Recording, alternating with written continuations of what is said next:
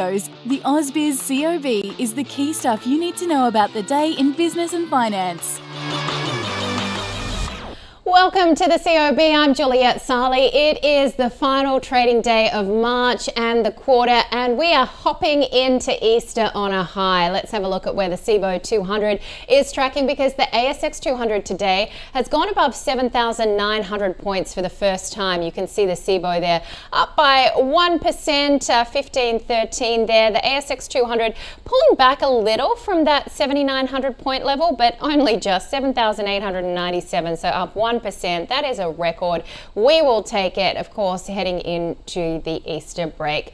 So just talking about that overall record run that we have seen, and I guess just in terms of what we've seen over the quarter as well, I asked a couple of my guests earlier today what sort of performance review they would give markets and the overall, I guess, economy for the first quarter. John Lycos said, look, A+, but he'd also be telling the economy or the market's parents, if they were at the school principal's office, that they'd have to keep up their homework if we're going to continue at these lofty levels. And of course, a lot of people asking, is this trend going to continue? We're also looking at the Swifty boost, the impact of Taylor Swift on the economy. The ABS even highlighting that concert tickets, flights, hotels, all of that boosted by Taylor Swift being down under, did contribute to retail sales growth of 0.3%. Of course, we are looking out for a greater read as well in terms of what that means on a quarterly basis, and also in terms of any potential inflationary picture. Remember that inflation held at a 2-year low this week. And in speaking of inflation, we're on core PCE watch for that data release coming through Good Friday night, our time in the US. This is the Fed's most closely watched measure of inflation, and of course all eyes on when Jerome Powell and co are going to deliver a rate cut for the world's biggest economy. Jay Powell will actually be speaking next week. All right, let's have a look at some of the sectors in focus today. As I mentioned, it's been a great day, and in fact, I think every sector was tracking higher today, but kicking it off with the miners, because we saw a really good rally coming through in the likes of gold, lithium, BHP, Rio, Fortescue, all having a solid session. South32 up by almost 3%. Checking in on the REITs as well, these interest rate sensitive stocks getting a boost on the increasing likelihood we will see a rate cut in the second half. I think Stephen Miller was telling me potentially September. Also having a look at some of the other REITs there, Stockland up by over 2%. And the banks, you know, it was hard to find a sector that didn't do well today. The banks, I think, have closed in the black as well, but they were just a little bit of an underperformer when it came to the overall market. Have we got the banks, guys? No. All right. Well, let me tell you, the banks were, I think, pretty good by the end, just a 0.2% gain. So every sector actually ending in the red. As I mentioned, materials, the best performer, up by 2% and 1.25% over the past 5 days. Getting you caught up on some of the corporate stories we're following today as well. Ramsay Health Care shares, they were a little higher. Broker Citi warning of tariff increases for its French hospitals below expectations. Beach Energy shares rose almost 4%. This after the company told investors it will axe 30% of its staff as part of a restructure. Ramelius Resources abandoned its potential takeover bid for the Canadian miner Kararam, saying it couldn't reach an agreement on value. And REA Group, a little bit flat there, but it pulled out of a $25 million acquisition for Dynamic Methods after the ACCC and the property sector raised serious competition concerns. And finally, Mineral Resources and Albemarle selling lithium well above the spot price in a renewed bid to make an opaque market dominated by China more transparent. Let's get to someone who can put it all into context, and welcome to the COB, Kyle Rodda from capital.com. Kyle, end of the month, end of the quarter, some positioning going on, but a very strong rally into the close. Yeah, certainly. Sort of caught, I think, everyone off guard today. Obviously, we're expecting a fairly strong session right across the region. We saw a fairly similar dynamic on Wall Street too, where, we were drifting sideways for most of the session there overnight before a sort of a late run higher to finish at record highs as well. So, effectively, it's been sort of chalked up against to sort of these technical factors related to the end of the month and the end of the quarter. It's been a very strong quarter. It's been a very strong 6 months for equities across the globe.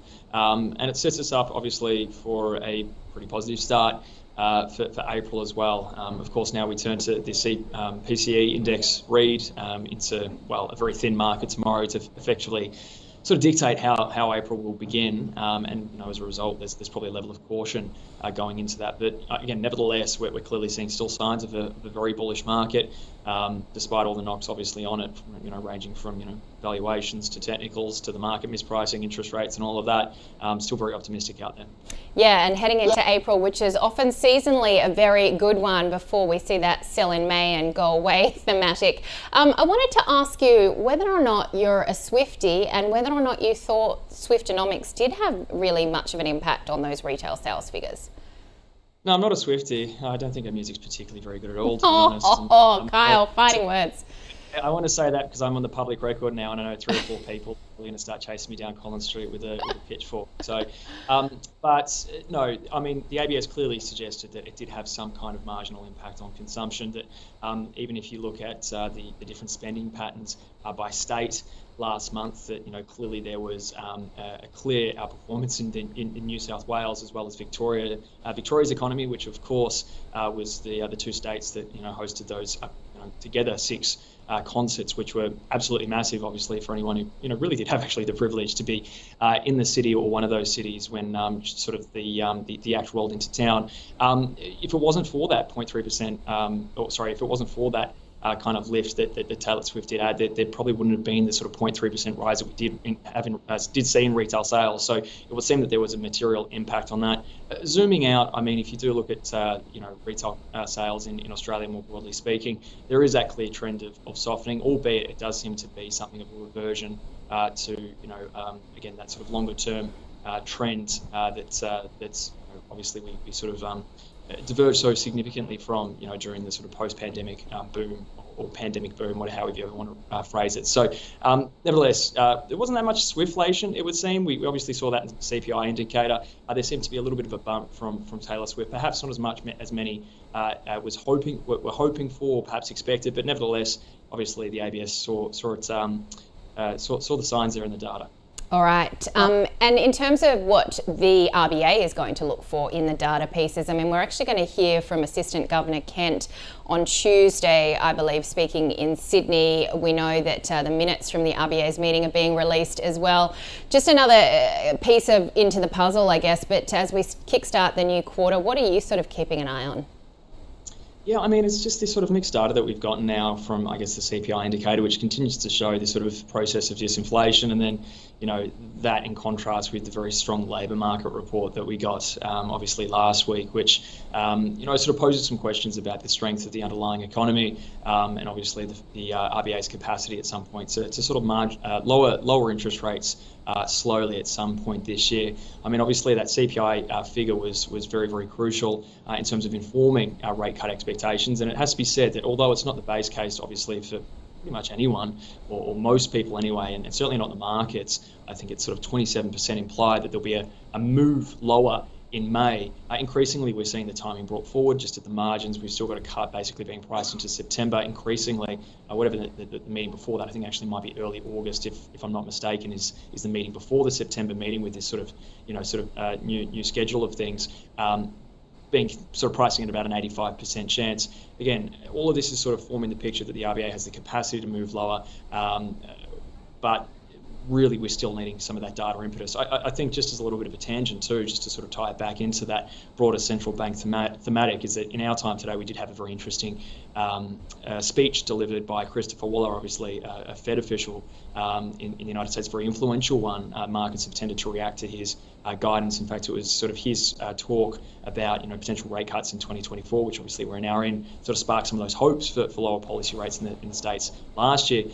He effectively released a speech today to the effect that we're not in a rush, and on the basis that it does seem that some signs, at least in the US economy, that there's sort of stickier prices over there, that maybe demand is a little bit more resilient than expected, and maybe the Fed won't be able to ease rates quite as much as previously thought. So we'll be looking for sort of similar sentiments, I think it is to say, from Ken. I don't know what the topic of his conversation is. Obviously, he tends to focus a little bit more on financial markets and financial markets functions. There'll be those questions there asked. But again, we're sort of still sifting through the data to try and get a gauge on when the RBA might be able to lower rates. Again, those expectations, the margins are being brought forward, but we're going to be very much beholden to those inflation figures as they come through, and whether we continue to see that kind of resilience in the labour market.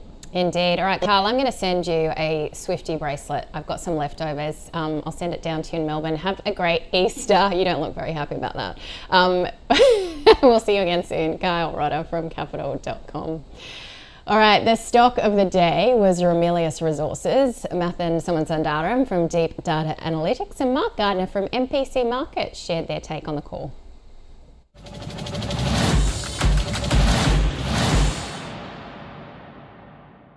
It's a massive margin. Yep. So all of these guys are churning out cash. In a tough macro environment, they're going to be doing well. Aussie dollar is potentially going to slide, and that'll give them even more.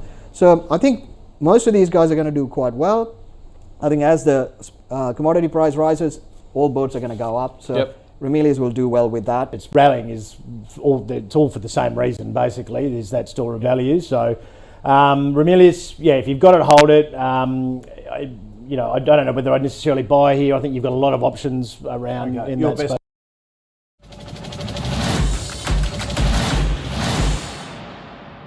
All right, let's have a look at the market leaders on a day where we have hit records on the ASX 200. Chalice Mining having a good day, as is Alumina. Premier Investments coming back, of course, announcing the potential demerger of Smiggle and Peter Alexander earlier this week. Whitehaven Coal, New Farm as well. Really a lot of these resource stocks doing the heavy lifting. To the downside today amongst the big names, Fisher and Paykel. This was an interesting one. I think also a broker downgrade as well, but a recall, if I'm not mistaken, for one of its devices. Tabcorp, Core Lithium, Karoon Energy and GUD Holdings also under pressure. Let's have a look at the small end of town, or not. Maybe not today. We'll do that on Monday. There we go. The small end of town. 360 Capital up 17%, Theta Gold Mines up 9%, and to the downside in the smaller end of town, NZK Salmon, Keypath Education, Burgundy Mines, Latrobe Magnesium, AMA, all coming under pressure. Well, of course, as Kyle and I were talking about, when it comes to what we're watching out for overnight or in the next few days, it's all about the US core PCE picture. So this key inflation print that the Fed really watches, its most closely watched measure. We're also getting US final GDP and unemployment, and German retail sales and unemployment, which will give us a bigger picture as well on how the state of the Eurozone is faring. When it comes to what we're looking out for next week, we were talking as well with Kyle about RBA Assistant Governor Kent speaking in Sydney actually, and I believe Nadine will be going, so we'll be bringing you some good insights from that. We've also got the inflation gauge, the March TD inflation gauge, I believe, and building approvals. There's new vehicle sales. So a lot of pieces of the pie in terms of what we're looking out for. RBA minutes as well from the last board meeting. So another busy week, but markets will be closed on Good Friday and on Easter Monday. China PMI coming through as well. US Fed Chair Powell speaking next week, and the big one, US non-farm payrolls to round out the week next Friday.